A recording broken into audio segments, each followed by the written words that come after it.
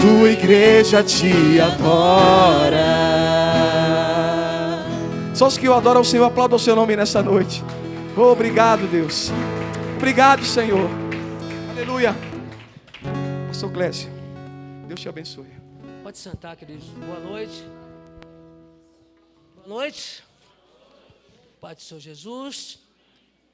Olha, estão arrebentando esse pessoal do louvor, hein? Caracas, como diz no Rio, Caracas. Parabéns, hein?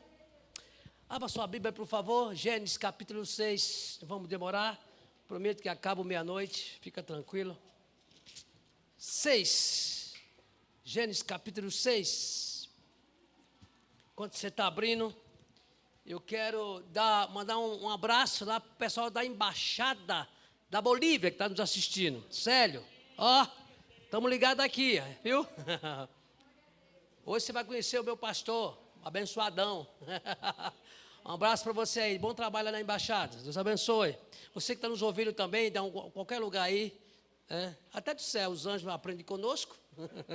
Então vamos nós. Abra sua Bíblia, Gênesis capítulo 6. Livro do Gênesis capítulo 6. A última vez que eu preguei aqui, preguei em Apocalipse, né? Fim. E agora eu vou pregar no início. Acharam aí? Amém. Amém. Glória a Deus. Diz assim, faz o fundo, pode fazer o fundo aqui. Música é bom demais. Se no céu não tivesse música, eu não queria ir para o céu, não. Queria ficar aqui mesmo.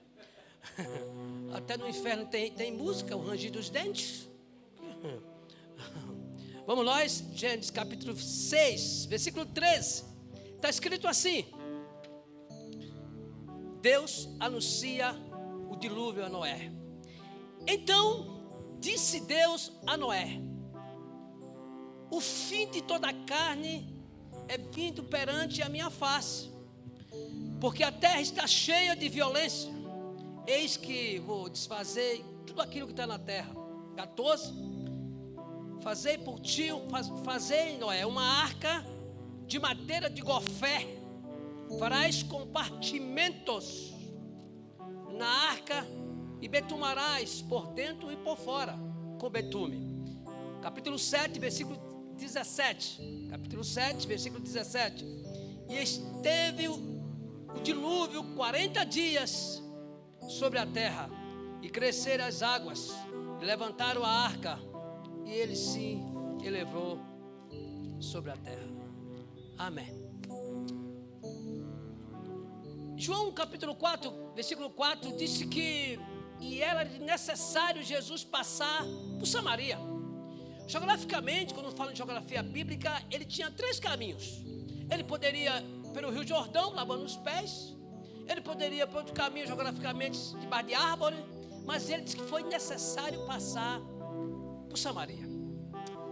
Foi necessário vir uma praga para ensinar algumas coisas pedagógicas para a igreja. Foi necessário vir uma praga para deixar os pais mais perto dos filhos. Foi necessário vir uma praga para deixar você com o coração mais temente a Deus, com medo de morrer. Foi necessário vir uma praga justamente para te ensinar algumas questões. Ensinar que como a vida ela é frágil. A Bíblia diz em Tiago 4,14, diz que a vida é como se fosse uma nuvem que aparece e logo vai embora. Foi necessário uma praga para você tirar o pé do acelerador e começar a observar as pessoas que estão do seu lado e dizer: olha como você é importante.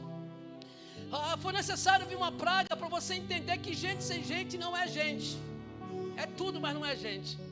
Foi necessário uma praga para que você fosse mais uma pessoa com coração generoso ou generosa. Foi necessário uma praga para você entender que Deus está no controle de qualquer descontrole. Foi necessário uma praga para você entender que tudo está debaixo da permissão de Deus. Quando eu era menor, eu estou com 52 anos, quando eu era menor do que sou. Ô pastora, que bom que você está aí, vocês. Viu? Eu estou com 52 anos e eu tinha 12 anos ou 10 anos, viu? Era desse tamanho assim. Pastor, eu era desse tamanho e lá no interior da Bahia, estremeceu lá hoje, hein? Deu um estremeço lá, terremoto, o negócio tá apertando. Então, e aí, quando eu era assim, existia um rapaz chamado Ginaus. Ele tinha um ônibus E a gente pegava esse ônibus para voltar para casa. E o que acontecia? E as pessoas queriam voltar na primeira ida, porque todo mundo estava com fome. Só tinha um ônibus, aí ia a primeira e voltava a segunda. O que ele fazia? Ele puxava o ônibus de repente para frente assim e freava. E quando freava, aí quem estava torto se ajeitava e cabia mais um. Isso é chamado o freio da arrumação. É justamente o que Deus está fazendo conosco nesses dias. É o freio da arrumação. Freio da arrumação da família, ministerial, igreja, profissional. É o freio da arrumação. O dilúvio é um freio da arrumação. O dilúvio é um freio da arrumação. Por que é um freio da arrumação? Porque Deus precisava ajustar. As pessoas tinham pedido os limites, né? E Deus dá limites. Quando você chega na praia, Deus bota assim, ó, a praia, vai só até aqui. Deus é um Deus de limite. Deus é um Deus que coloca limite. E o não é um limite. Existem pessoas que não sabem dizer não, porque não tem limite. Quando você aprende a não ter limite, você perde muitas coisas, você sofre muito, porque você vai começar a ficar com raiva de você. E toda vez que você tem raiva, tem 3 emoções por trás: ressentimento, ou seja, rejeição ou decepção. Então toda vez que você dá um sim, que você não queria dizer o sim, aí você fica com raiva de você mesmo. E é um componente muito prático para puxar a depressão. Então note, e que na realidade, ou seja, Deus, eu quero falar hoje sobre a quarentena de Noé. Não foi o governador que coisou isso. Não foi o presidente que botou a quarentena. A Bíblia já tinha quarentena. A quarentena de Noé. E aqui existem algumas revelações que Deus quer mostrar para nós esses dias. E nós vamos estudar junto aqui. Não vou demorar muito. Então entenda uma coisa. Então Deus, o dilúvio é o freio da arrumação. Versículo 13 está escrito assim, que Deus falou assim: eu vou colocar um fim. Essa expressão fim aí, a expressão no grego é telos. O que é telos? Telos é um fechamento de um ciclo e abertura de um novo ciclo. Telos é como dizer assim: olha, quando chegar a meia-noite hoje, vai fechar um ciclo do domingo aqui para a terra, porque para Deus não existe domingo, nem sábado, nem quarta. Qualquer dia é dia para Deus, tá? Então na realidade, quando chegar meia-noite vai fechar, vai ser um telos, vai ser um fim, vai fechar, e quando chegar meia-noite e um segundo, já não é mais domingo, é segunda-feira. É um fechamento. Então telos é um fechamento de um ciclo. Se você chegou aqui triste, Deus pode fechar o ciclo para a alegria. Se você chegou aqui desanimado, Deus pode fechar o ciclo do desânimo e trazer um novo ciclo do ânimo para você.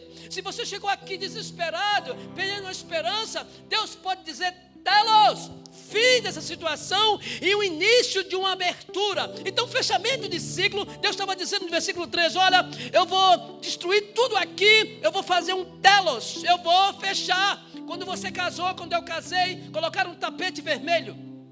E nesse tapete vermelho é um telos. Por que é um telos? Porque a mudança de estado, tapete vermelho na igreja é a mudança de estado, de solteiro para casado. Quando um chefe de estado chega em qualquer nação, o Papa chega, o que acontece? Coloca lá um tapete vermelho. É uma mudança, é uma transição. E toda transição ela é perigosa. Com quem você passa? Se você faz a transição com Jesus, está ótimo. Mas se você faz a transição sem Jesus, é muito perigoso. Porque na transição vem algumas falas. E aí você pode dizer: olha, Deus me falou, o Senhor me falou. Mas o qual Senhor? O pronome de tratamento, o Senhor, ou o Senhor Deus, Kyrios, que é seu dono, dono de você, dono da sua vida. Então, esse fechamento de ciclo, a gente tem medo de fechar o ciclo, porque a gente tem medo do novo. O novo não existe. O que existe é a nova maneira de caminhar e de ver as coisas diferentes. Deus está dizendo: essa noite eu vou fechar ciclos e vou abrir novos ciclos. Então se prepare para você viver o novo ciclo de Deus. E quando Deus fala de ciclo, Ele fala de fechar. E muitas pessoas têm, ou seja, medo de fechar o ciclo, porque está sem direção. E quando você tem uma vida sem direção, a coisa não fica disfuncional, a coisa não fica funcional. E o texto vai dizer justamente isso, que Deus fechou um ciclo de uma geração e começou a abrir outro ciclo de uma geração. Então, quando a gente começa a entender, as pessoas mais bem-sucedidas, pastor Rodrigo, são pessoas que aprenderam a fechar ciclos. As pessoas que não fecham ciclos não são pessoas bem-sucedidas. Por quê? Porque ficam a vida, desculpa a expressão chula, ou que eu vou dizer aqui, mas é porque minha fala é bem clara. Fica um coito interrompido, nunca chega ao prazer daquilo que Deus quer colocar na sua vida. Ou seja, pessoa que começa as coisas e não termina, começa as coisas e não termina, são pessoas que não fecham ciclo. Existe momento, ou seja, hoje você não usa mais fralda, porque você fechou um ciclo de criança. Hoje você não tem mais mamadeira, porque você fechou um ciclo de criança. Deus quer que você seja adulto na cronologia, e seja adulto espiritualmente, adulto psicologicamente, pessoas maduras, aprende a fechar ciclo. Ele não deixa ciclo aberto. E Deus fechou o ciclo. Era o freio da arrumação, fechar ciclo. Vai passando e vai fechando o ciclo. Não deixa o ciclo aberto. Não deixa.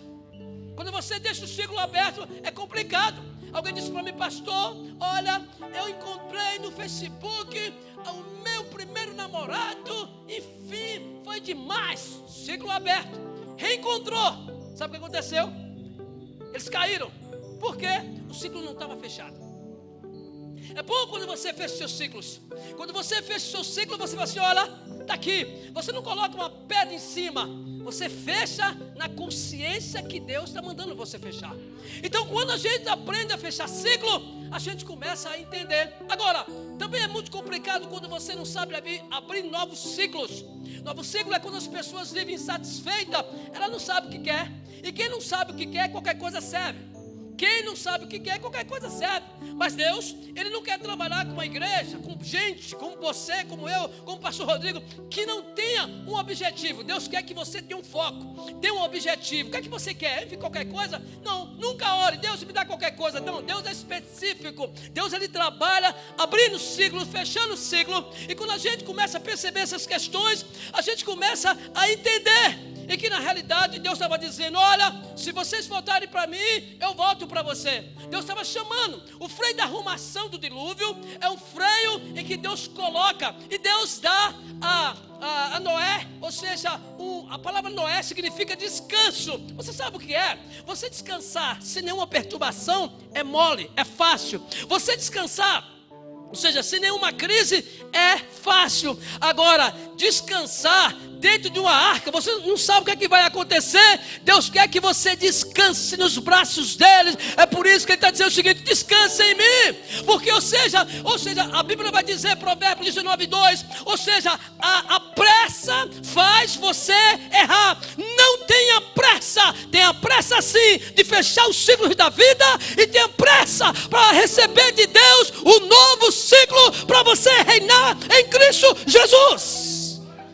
Então, na realidade, Deus disse: olha, Noé, sabe de uma coisa? Eu vou te dar uma ideia profética. Ideia profética não é uma ideia que surge do seu coração. A ideia profética não surge das suas emoções. A ideia profética não surge porque o nosso coração é enganoso. E quando você está em Filipenses 4:7, está escrito assim: a paz de Deus, que excede todo o entendimento, guardará os vossos sentimentos em Cristo Jesus. Quando o seu sentimento está guardado em Cristo Jesus, Deus traz para você ideias proféticas para você executar na terra. Noé precisava receber uma ideia profética. Loucura de Deus.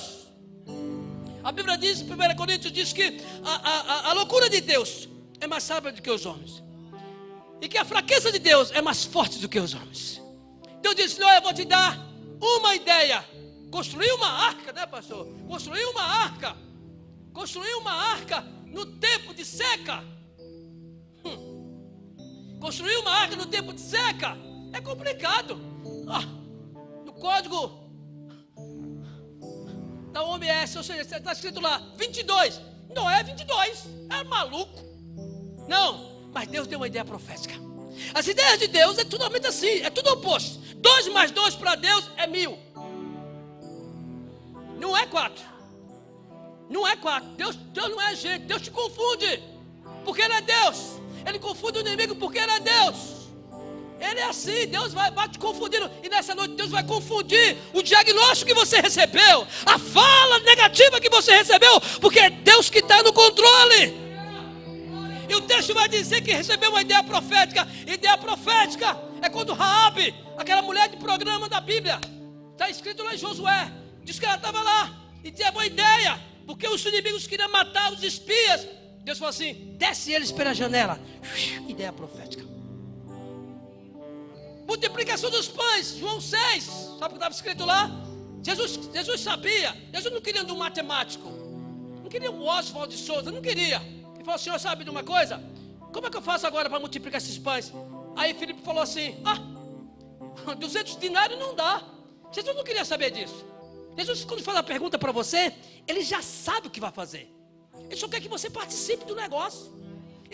Jesus não é egoísta, porque o amor não é egoísta. Ele quer que você participe, para dizer assim: foi eu que venci. Não, é porque Deus quer que você participe. Isso vai te motivar. A experiência com Deus te motiva a você ser resiliente na presença dEle. E aí Filipe falou assim: 200 dinários não dá. Aí André falou assim: ali tem um menino. Ali tem um menino com 6 pães, 2 pães, não é? 2 peixes? 6 pães e 2 peixes. É isso mesmo? 6 pães? 6, né? É 6 pães. Na minha Bíblia está 6, pastor Rodrigo. Jesus nasceu em Belém, Belém é padaria. Ele é o pão da vida, então é 6. Então vamos lá. É uma pegadinha só para a gente ver. O certo é 5, tá bom? Então na realidade estava lá, olha só, ideia. Pegou e multiplicou a ideia. Josué, dá 7 voltas. Que ideia? Dá 7 voltas aí, Josué, que vai cair. Cair as muralhas ali não é muito mistério, também não é milagre. Deus usa o processo de ressonância. Engenheiro, filho, engenheiro, eles são melhores do que eu para falar aqui sobre isso. Ressonância. Eu trabalhei um tempo na Petrobras, na plataforma. E a gente trabalha por ressonância. A ressonância, um viaduto trabalha por ressonância. Se você pegar essa banda para tocar aqui, lá com o teclado, desaba lá o processo de ressonância. Então derrubar esse buraco de Jericó não foi uma ideia tão maravilhosa. A ideia maravilhosa é se eu derrubar aqui, vai cair para dentro essas paredes. Mas aí a Bíblia vai dizer que caiu para fora. Aí que está o milagre. Porque se cai para dentro, todas as bênçãos e os despojos, e o despojo que estava ali, sabe o que acontecia? Não ia funcionar, porque ia destruir todas as bênçãos. Olha como é que Deus se preocupa. Ou seja, Jericó caiu de dentro para fora. Hoje Deus está dizendo: vai cair Jericó de dentro para fora, em nome de Jesus. Então ideias proféticas, são ideias proféticas. Ideias proféticas é justamente isso. É uma ideia que você não tem. Deus falou assim: faz uma arca. Ideia. Deus estava dizendo: Noé, e começa a investir no lugar que ninguém acredita. Você crê nisso? Que você era improvável, mas Deus investiu em você. Ninguém acreditava em você, mas Deus investiu pesado. Ele não investiu, não foi com dólar, não foi com euro, mas foi através da vida de Jesus. O sangue do Cordeiro desceu, o investimento profético sobre a tua vida.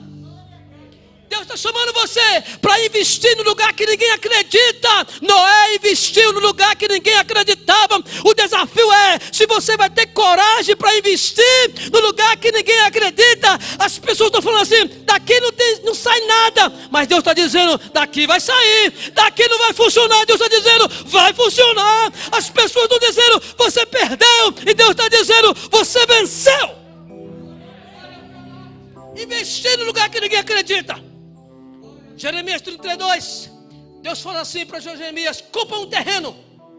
Deus mandar você comprar um terreno no Lago Norte é mole para você acreditar.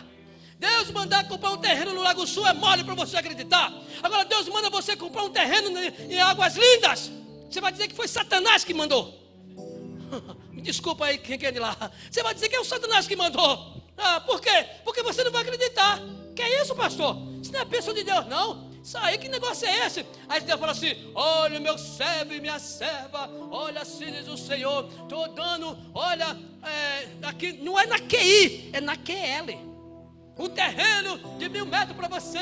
Aí você: terra maravilhosa, vai para terra. Aí você vai dizer isso. Caiu o quê? Caiu alguma coisa aí? Não, né? Ou seja, então você vai acreditar justamente nisso. Mas Deus quer que você tenha um olhar profético e acredite em vista no lugar que ninguém acredita. 1 Samuel capítulo 22. Davi está correndo e de repente ele encontra com 400 homens, com a conta do Banco do Brasil estourada, tudo estourado. Ele investe naqueles caras. Aqueles caras eram conhecidos como, entrou na caverna de Adulão, era conhecido como os fracassos. É por isso que Saul rejeitou. Aí quando chega em 1 Crônicas capítulo 12, versículo 8, diz que esses homens, pastor, fala assim, Davi falou assim: ai, que vontade de beber água. Que pensamento. Ai, que vontade de beber água lá do Poço de Belém. O Poço de Belém não ficava no Lago Norte, ficava no centro dos filisteus, no inimigo. Aí, um daqueles 400 falaram assim: já que Davi deu a vida por mim, eu também vou dar a minha vida por ele. Eu vou lá pegar água. E quando chega diante de Davi, Davi derrama a água e fala assim: eu não mereço isso, quem merece isso é o Senhor. Só dizer para você, tem uma revelação para você. Se Jesus deu a vida por você, dá sua vida por Deus, gasta na obra, vai trabalhar para Jesus, vai fazer algo sobrenatural junto com Jesus. Ele deu a vida por você, dê a sua vida, dê os seus momentos, dê o seu tempo, porque Deus quer que você ganhe mais um. É justamente isso. E Davi botou o nome daqueles caras: cara de leão e pé de coça. Não era cara de preá, não era cara de rato. Quando a crise vem, fica de pé. Não, é aqui. Fica aqui, senão a câmera te pega. Você é a crise. Não, para aqui. Fica de lado aqui. Você é a crise. Crente com a cara de gatinho. Dança, gatinho. Você vai dançar mesmo. Gatinho e gatinha. Viu? Vamos lá antes. Vai, você é a crise. Crente com a cara de gatinho. Antes de passar por Adulão, vai. Vou destruir você. Ah, tá muito romântico. Não, eu que sou o gatinho. Só na hipótese, né? Fala assim: vou destruir você. Começa, continue. Bota uma música aí de terror. Uma música de terror. Vai, de terror. Isso, vai. Olha a cara de ratinho. Vai, continue. Eu vou destruir sua vida. Eu vou pegar você ali naquela entrada lá na frente. Vai. Que legal. Você não tem para onde fugir. Vai ser hoje o dia. Você está fugindo. Agora esses homens receberam, sabe o quê? Rosto de leão e pé de coça. Por quê? Coça não anda embaixo, a coça só anda em cima. Deus está dizendo: eu quero que a minha igreja comece a andar em lugares altos profeticamente. Deus chamou essa igreja para andar em lugares altos. Você vai andar em lugares altos. Cara de leão é você enfrentando a crise. Sai correndo aí, você pode ir para o teu lugar. Quando a crise vem assim: vou derrubar. Não, Tiago, agora não, Tiago. Não, fica aqui, Tiago. Não, você vai derrubar meu ministério assim, fica tranquilo. Viu? Você vai falar: eu vou encarar você. Cara de leão. No texto, vai dizendo: diz que vai me derrubar. Vai não, vai daí, vai. É justamente por quê? Por que cara de leão? Porque dentro da igreja está o leão da tribo de Judá, Jesus Cristo. Obrigado, Tiago. É justamente isso. Deus fez isso. Com as revelações que temos aqui nesse texto. A primeira revelação, não vou demorar muito não. A primeira revelação é que a arca não tinha nem motor e não tinha nem remo. Porque se tivesse motor e remo, quem ia guiar a arca seria o homem. Não tinha motor e nem remo, porque era o Deus, o verdadeiro guia, ia guiar a arca, que é Deus. É por isso que a Bíblia está escrita assim, Evangelho de João, capítulo 16, versículo 13, diz assim: olha, que Jesus ia invocar e o Espírito Santo ia te guiar em toda a verdade. Jesus ia falecer e precisava fazer a Santa Ceia. E alguém perguntou: Jesus, nós estamos sem destino, sem direção, vamos para lá? Vamos para aqui ou vamos para lá? Aí Jesus falou assim: você vai entrar numa cidade, você vai ver um homem do cântaro. Primeiro é impossível um homem do cântaro, porque o homem não carregava cântaro, quem carregava era a mulher. Jesus estava dizendo: eu vou morrer, mas a partir de hoje comece a aprender a andar sobre as causas impossíveis. Comece a aprender a andar, ou seja, sobre coisas que você não acredita, porque era inacreditável. Ou seja, seguir o homem do cântaro. Jesus disse: ó, entra na cidade, segue o homem do cântaro, que ele vai te mostrar todo o caminho. Ali o homem do cântaro, ele estava falando do Espírito Santo de Deus. Pastor, quem guia essa igreja é o homem do cântaro. Pastor, quem guia o pastor Rodrigo é o homem do cântaro. Quem guia você é o homem do cântaro. Não tome nenhuma decisão se o homem do cântaro não for com você. Não tinha motor. É porque Deus está no controle de qualquer descontrole. Nós aprendemos aqui também, a segunda revelação é que na realidade foi feito de madeira de gofé. Gofé é uma madeira flexível. A quarentena de Noé nos ensina a ser mais flexíveis, a você ser mais flexível, a você amolecer esse coração um pouco. Ou seja, madeira de gofé é que pode mudar. Mas a Bíblia diz, Deus, olha só, o pastor Cristiano, não pôde vir, não sei porquê, mas ele deve estar assistindo a gente. Ele falou de Jacó, não falou de Jacó? Como Deus não é gente, quando você vai fazer uma cirurgia aqui do coração, a safena é aqui, tirada. Não é isso, Nita? Minha mulher está ali para me confirmar, é a área dela. Aqui, Deus toca na coxa de Jacó para atingir o coração de Jacó. Ele toca aqui para atingir aqui. E hoje Deus está dizendo: eu vou tocar em algumas coisas na tua vida para atingir o meu objetivo. Jesus toca no caixão da viúva de Naim para alcançar o menino morto lá e ressuscitou. Madeira de gofé, flexibilidade. Seja flexível. A quarentena de Noé nos ensina justamente isso. E o texto vai dizer também que Deus mandou fazer compartimentos. Não era compartimento, era compartimentos. Por quê? Diz que entrou macho e fêmea. Não entrou braço de soro na arca. Não entrou. Braço de soro não entrou não. Entrou macho e fêmea.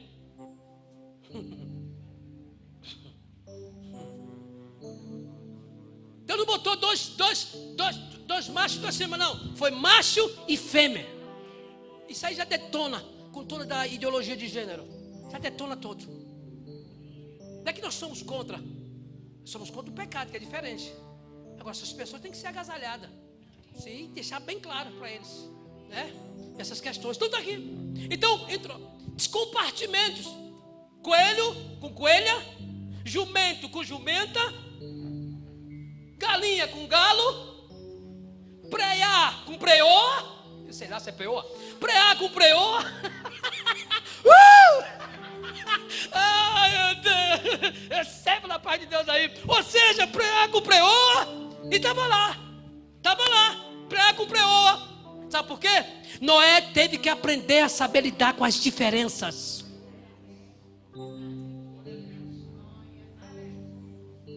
A gente vai ter que aprender a lidar com as diferenças. Daqui uns dias vai entrar pessoas naquele portão ali, braço de soro. Vamos fazer o quê? Mandar o cara embora? Acaba de dizer, a paz do Senhor. E aí? A gente só vai trabalhar o comportamento dele, não é doença? Não é verdade? Vai entrar garoto de programa por aquelas portas ali. Aí talvez a pessoa que nunca abraçou o esposo vai ficar agarrado com o esposo, com ciúme. Saber lidar com as diferenças. Quando você aprende a saber lidar com as diferenças, você cresce. É a quarentena. A quarentena provocou crise na aproximação. Porque você andava acelerado. Quando você teve que parar para dar assistência aos seus filhos, seu esposo, sua esposa, teve conflitos. Porque você manifestou quem era você. Você manifestou quem é você. Não foi demônio, não foi tranca-rua. É você que é o tranca. É justamente essa questão que nós aprendemos aqui nesse texto. Que era feito também betume por dentro e por fora. Você pode ir para o teu irmão e falar assim: meu irmão, tem uma revelação para você. Fala, o que você é aqui dentro, seja lá fora. É betume por dentro e é betume por fora. E por que betume? Porque betume ele fecha as brechas. Deus está dizendo: fecha as brechas. Eu puxava muito a orelha da minha mulher. Ela sentava, de vez em quando sentava bem à vontade. Falei: fecha as pernas, fecha as pernas, fecha as brechas. Ezequiel 22:30 diz que Deus procurou para se colocar na brecha e não achou ninguém. Mas essa noite Deus já achou você. Deus já achou você. Deus já achou você. A outra revelação que nós aprendemos aqui também é que a arca não só tinha compartimentos, mas, ou seja, Noé, ele andava com Deus.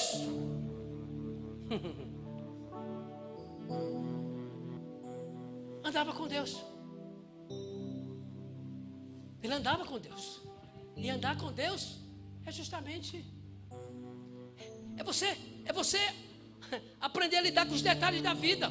Eu estava no aeroporto, pastor, no aeroporto de Congonhas. Congonhas? Guarulhos, né?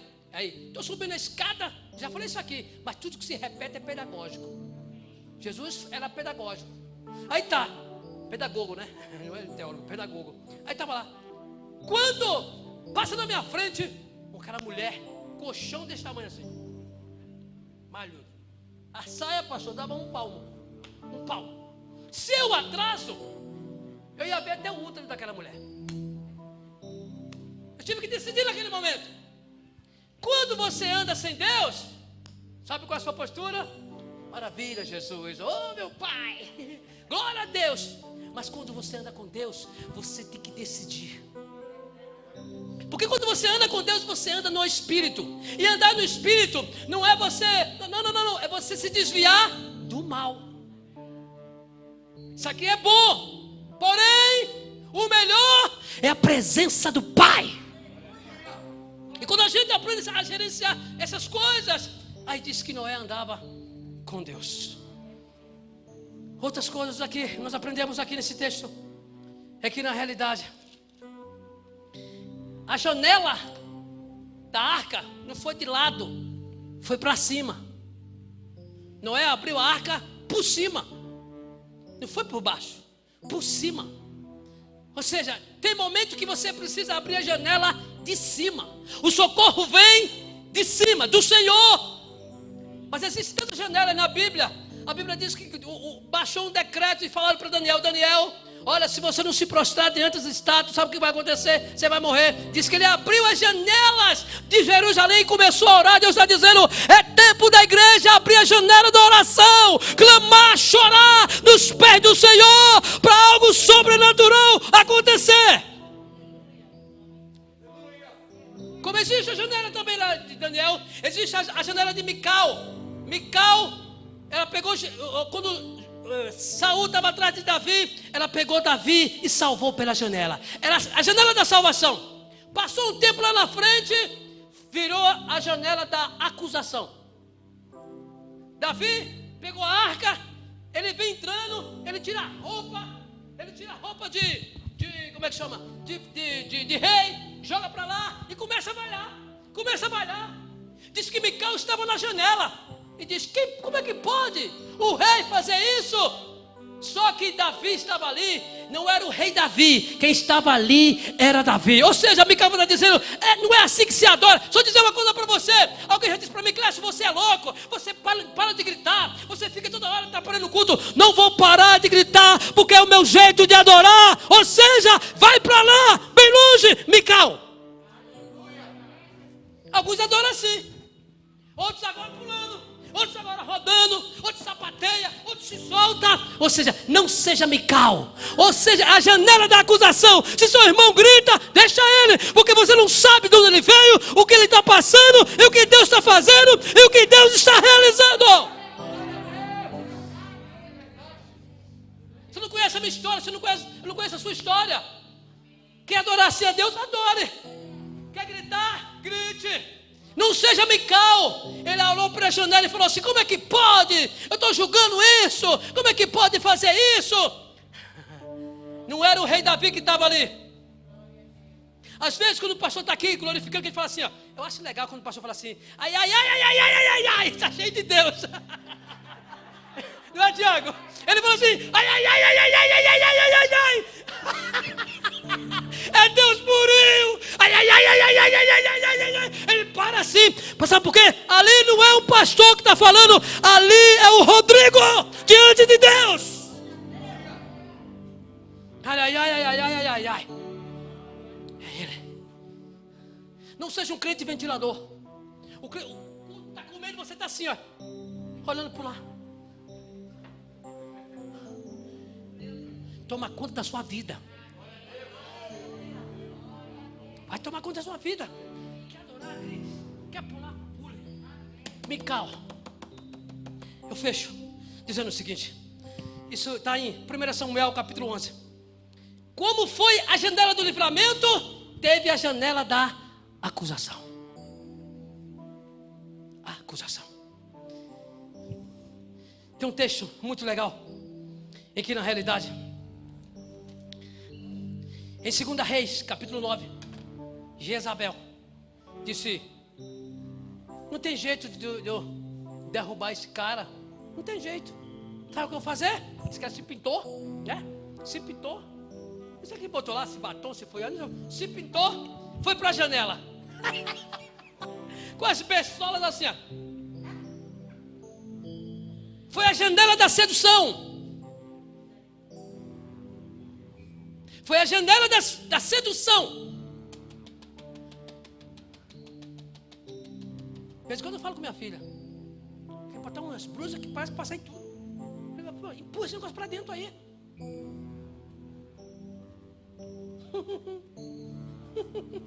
A janela da sedução. Tem a janela da sedução na internet. As irmãs fazem.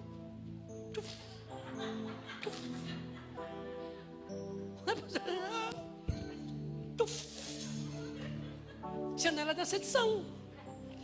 É a janela da pintura. Diz para o teu irmão, Deus vai te pegar essa noite. Ai, meu Deus. Oh, meu Pai. São janelas. São janelas. Não é só para as meninas, também tem para os homens também, os homens. Tirando foto, tá aparecendo os cuecas tudo. Eu reclamo muito com o Efraim. Ele gosta de tirar foto assim, com as cuecas. Para com isso, pode ter vergonha na cara, rapaz. Que negócio é esse? O cara não vai avisar ele que é Clécio, não. É o filho do pastor Clécio. E eu estou embaldoada.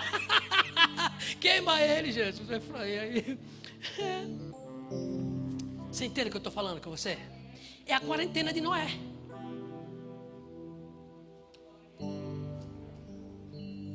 É a quarentena. Quarentena, quarentena. Quarentena de Jesus. É. Quarentena. Quarentena. Eu fecho. Abra sua Bíblia aí. Gênesis capítulo 8.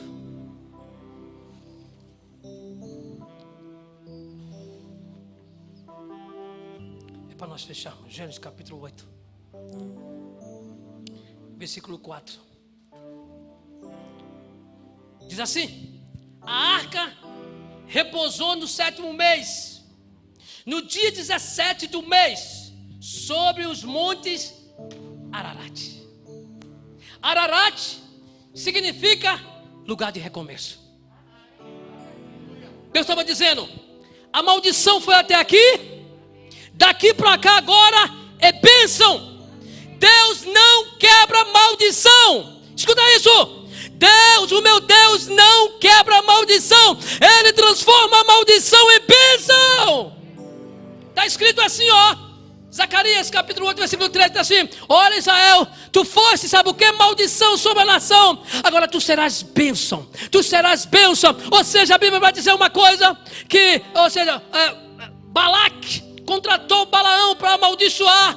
E toda vez que Balaão amaldiçoava, Deus transformava a maldição em bênção. Por isso que Deus disse: sobe Jacó, ou seja, sobe Adelago, não vale magia, não vale encantamento, porque está a bênção do Senhor. É por isso que Deus falou para Abraão: quem te amaldiçoar, eu vou amaldiçoar, quem te abençoar, eu vou te abençoar. Ararat é lugar de se reinventar. Depois dessa quarentena, você vai ter que se reinventar. E se não se reinventou, já está tarde demais. É tempo de se reinventar. Ararat é lugar de recomeço e lugar de se reinventar. Essa igreja não será mais a mesma. Seu casamento não será mais o mesmo. O ministério do pastor Rodrigo não será mais o mesmo. A equipe do louvor não será mais o mesmo. Se reinventa. Deus estava dizendo: a partir de agora, eu estou abrindo um novo ciclo. Capítulo 8 é um novo ciclo. É Ararat. Repete comigo assim. Mas quando vamos falar isso aqui, faz alguma coisa, grite, glorifica, faz assim, ó. Noé, faça assim comigo. Noé começou a crise por baixo. Noé começou a crise por baixo. Mas quando chega em Gênesis capítulo 8, ele termina no topo, por cima. Deus está dizendo: você vai passar essa crise, vai terminar no topo. No topo, começar por baixo e terminar por cima, começar com tristeza e terminar com alegria, começar com luta e terminar com paz em Deus, começar desanimado, mas acabar essa crise animado, ou seja, preparado para enfrentar outra guerra em nome de Jesus. Ararat, lugar de recomeço. Ararat, lugar de um novo começo. É Ararat. Primeira coisa que Noé fez foi levantar um altar. Altar só serve para 3 coisas: entrega, aliança e sacrifício. Foi o altar da família. Ele levantou. Ararat, lugar de recomeço. Mesmo que você não queira, você vai ter que recomeçar. Mesmo que você não queira, depois dessa quarentena, você vai ter que se reinventar. Não tem mais jeito. Ararat, lugar de começo, lugar de recomeço,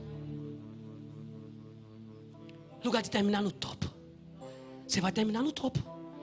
Vira a mão para o teu irmão assim, passa com 1 minutinho, só profetizando para ele, vai. Só profetizando, vai. Profetiza alguma coisa aí. Fala alguma coisa. Fala assim: é no topo. É no topo. Pastor Rodrigo é no topo. Essa igreja vai passar essa crise e terminar no topo. No topo de membro, no topo financeiro. No topo, no topo, no topo, no topo. No topo.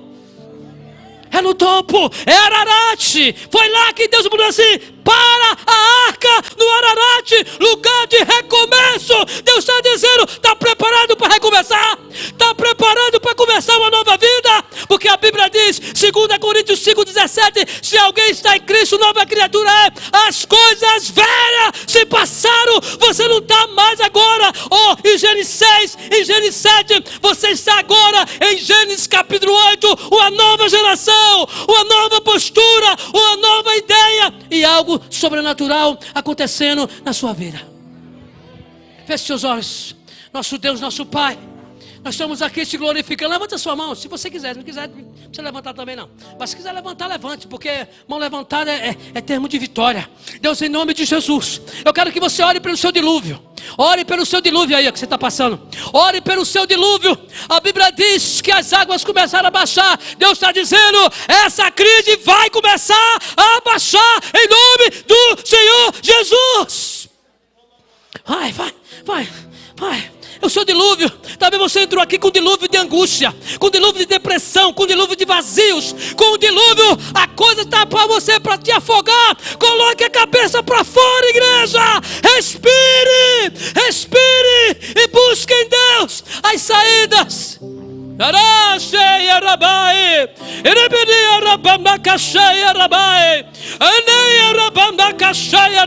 Deus está dizendo: eu estou baixando o nível da crise, eu estou baixando o nível desse dilúvio que quer te matar, sufocar. Eu estou baixando e essa arca vai parar no monte Ararat.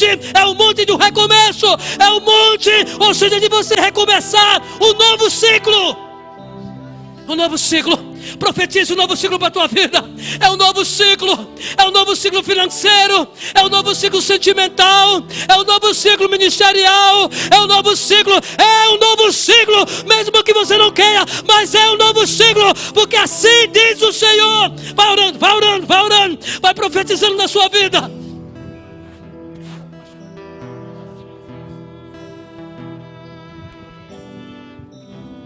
Porque dele, por ele.